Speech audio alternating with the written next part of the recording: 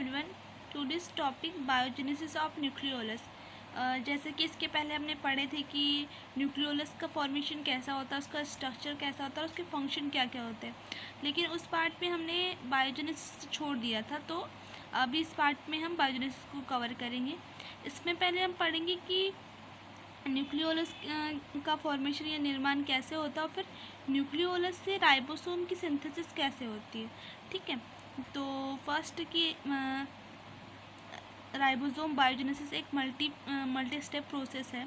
मतलब मेनली जो biogenesis of nucleolus है, इसमें हमको यही पढ़ना है कि राइबोसोम न्यूक्लियोलस से कैसे बनता है।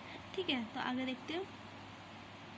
यूकेरियोटिक सेल्स में राइबोसोम का सिंथेसिस एक कॉम्प्लेक्स फिनोमेना है जिससे सेल के सेवरल रीजन इन्वॉल्व होते हैं। मतलब कि यूकेरियोटिक सेल्स में जब राइबोसोम का सिंथेसिस होता है तो सेल के जितने भी रीजन होते हैं वो सभी के सभी इस प्रोसेस में भाग लेते हैं। आगे यूकेरियोटिक सेल्स में राइबोसोम में दो सब यूनिट्स होती है, 60S और 40S। आप लोगों को पता होगा कि जो राइबोसोम होता है उसकी दो सब यूनिट होती है, 60S और 40S। और जो राइबोसोम होता है वो प्रोटीन और RNA का बना होता है। इट मीन्स कि न्यूक्लियोलस से राइबोसोम को बनाने के लिए हमें प्रोटीन और RNA दोनों चाहिए होंगे। ठीक है, ये इसका स्ट्रक्चर है, जिसमें ये है इसकी बड़ी सब यूनिट और ये छोटी 40S। इसमें 18S RNA होते हैं और इसमें 28S 5.8S और ये 5S है। सॉरी, ये S है, ये 5 जैसे दिख रहा है लेकिन एक्चुअल में ये S है। RNA एंड प्रोटीन का बना होता है। न्यूक्लियोलस में 79 राइबोसोमल प्रोटीन और RNA का सिंथेसिस होता है।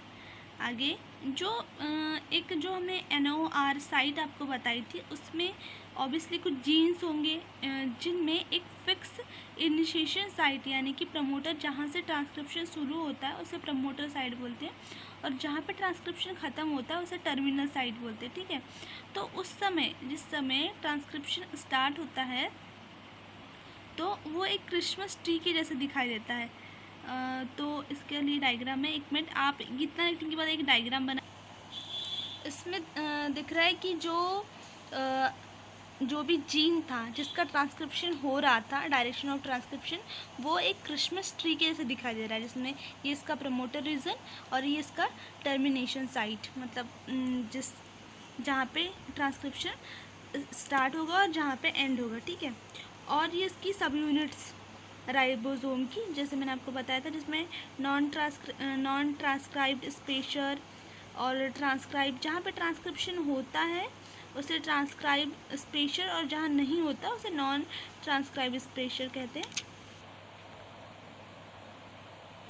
आगे देखते हैं कि न्यूक्लियोलस में DNA संघनित रूप से रहता है, जैसे कि मैंने आपको बताया। इसी रूप में NOR साइट प्रेजेंट होती है। प्रत्येक सेल में विशिष्ट क्रोमोसोम में NOR पाया जाता है। NOR विशेष प्रकार के जीन होते हैं जो बाद में राइबोसोम का फॉर्मेशन करते हैं। और जो ह्यूमन बींग्स होते हैं यानी कि हम में 5 क्रोमोसोम होते हैं, मतलब 13, 14, ये मैंने आपको बता दिया, जहाँ पर NOR की साइट प्रेजेंट होती है, जहाँ पर न्यूक्लियोलस का सिंथेसिस होता है। इस डायग्राम से समझते हैं हम, ये सेल है, ये थोड़ा साइज़ बड़ा है इसका, लेकिन समझने के लिए इसे बड़ा बनाना पड़ा। तो मान लीजिए कि वो स्पेसिफिक क्रोमोसोम है, उसमें NOR साइट प्रेजेंट है।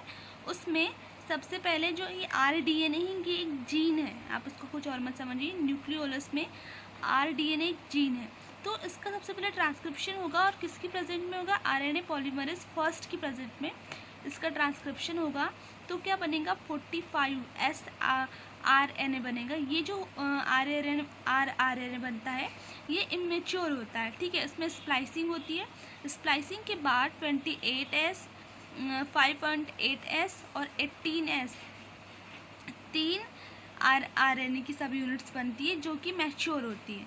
ठीक है, लेकिन आप लोगों ने पहले देखा था कि जो राइबोसोम की दोनों सब यूनिट होती है उसमें तो 5S भी होता है, लेकिन जो न्यूक्लियोलस होता है इसमें 5S को बनाने वाला जो जीन होता है वो यहाँ प्रेजेंट नहीं होता, वो जीन होता है न्यूक्लियस में। ठीक है, तो न्यूक्लियस में 5s का निर्माण होगा, वो भी आरएनए पॉलीमरेज थर्ड की प्रेजेंट में, और ये फिर न्यूक्लियोलस के अंदर एंटर कर जाएगा। अब ये जो बने हैं इतने, ये तो सिर्फ न्यूक्लियोलस, ये केवल आरएनए है, लेकिन हमको न्यूक्लियोलस से राइबोसोम बनाने के लिए हमको आरएनए के साथ प्रोटीन की भी आवश्यकता होगी। तो प्रोटीन, ये जो प्रोटीन है ये बनता है साइटोप्लाज्म में। ये दिखा है सेल मेम्ब्रेन, ये न्यूक्लियस, ये न्यूक्लियोलस। तो ये जो साइटोप्लाज्म है, साइटोप्लाज्म में क्या होता है, पहले जो एमआरएनए है, ये जो है ये एमआरएनए है, इसमें राइबोसोम की बड़ी सब यूनिट आती है, देन छोटी, और ये बाइंड होते हैं, देन प्रोटीन, आर प्रोटीन का निर्माण करते हैं, और ये आर प्रोटीन न्यूक्लियस में ट्रांसफ़र होता है, न्यूक्लियस से न्यूक्लियोलस में ट्रांसफ़र होता है। जब ये न्यूक्लियोलस में ट्रांसफ़र होता है तो फिर यहाँ पे कुछ चेंजेस आते हैं, और राइबोसोम की बड़ी यूनिट बनती है और राइबोसोम की छोटी यूनिट बनती है, और ये दोनों साइटोप्लाज्म में ट्रांसफ़र कर दिए जाते हैं। राइबोसोम की जो दोनों सब यूनिट्स होती है वो अलग अलग ट्रांसफ़र की जाती है, मतलब ये दोनों बाइंड नहीं होती। जैसे ही प्रोटीन का निर्माण करना होता है तो एमआरएनए आता है, उस पर राइबोसोम की दोनों सब यूनिट्स इसमें आके बाइंड होती है। इसी चीज़ को मैंने यहाँ पे थ्योरेटिकल में लिखा है, जो मैंने आपको एक्सप्लेन किया। तो आप इसको जब पढ़ेंगे तो आपको समझ में आ जाएगा, यदि आपको डायग्राम समझ में आया हो तो।